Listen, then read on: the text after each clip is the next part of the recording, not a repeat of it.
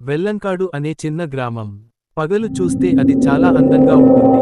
పచ్చని పొలాలు, మట్టి ఇళ్ళు, నెమ్మదిగా వీచే గాలి. కానీ ఆ గ్రామంలో ఒక భయంకరమైన రహస్యం ఉంది.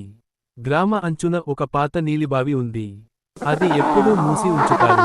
గ్రామ పెద్దలు ఒక మాట చెబుతారు. సూర్యుడు అస్తమించిన తర్వాత ఆ బావి దగ్గరకు ఎవరూ వెళ్ళకూడదు. ఎందుకు అని అడిగితే, వారు కేవలం నిశ్శబ్దంగా ఉంటారు. ఒక రోజు సాయంత్రం, విహాన్ అనే యువకుడు తన మేక కారిని వెతుకుతూ గ్రామ అంచుకు వెళ్ళాడు. ఆ మేక ఎప్పుడూ లేనట్టుగా నేరుగా నీలిబావి వైపు పరిగెత్తింది. ఆకాశం మసకబారుతోంది. అడవి గాలి గుసగుసలాడుతోంది.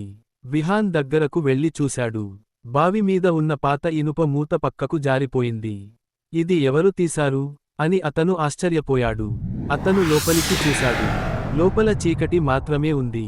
అప్పుడే ఒక గుసగుస వినిపించింది. విహాన్! అతను ఒక్కసారిగా వెనక్కి తగ్గాడు. ఆ స్వరం అతని చెల్లి నైరా స్వరం లాగా ఉంది. కానీ నైరా ఇంట్లో ఉంది కదా.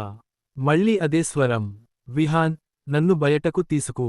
అప్పుడే బావి లోపల నుంచి ఒక పొడవైన నల్లని చేయి బయటకు వచ్చింది. ఆ వేళ్లు అసహజంగా పొడవుగా ఉన్నాయి. ఆ చేయి బావి అంచును గట్టిగా పట్టుకుంది. చీకటిలోంచి ఒక ముఖం పైకి వచ్చింది. ఆ ముఖానికి కళ్ళు లేవు. కేవలం రక్తంతో నిండిన ఖాళీ గుహలు.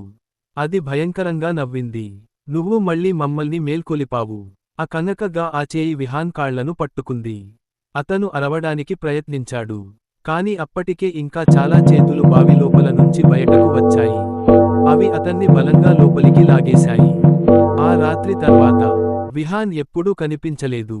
కాని అర్ధరాత్రి అయ్యాక ఆ బావి లోపల నుంచి ఒక కొత్త స్వరం వినిపించడం మొదలైంది. నైరా! నన్ను కాపాడు.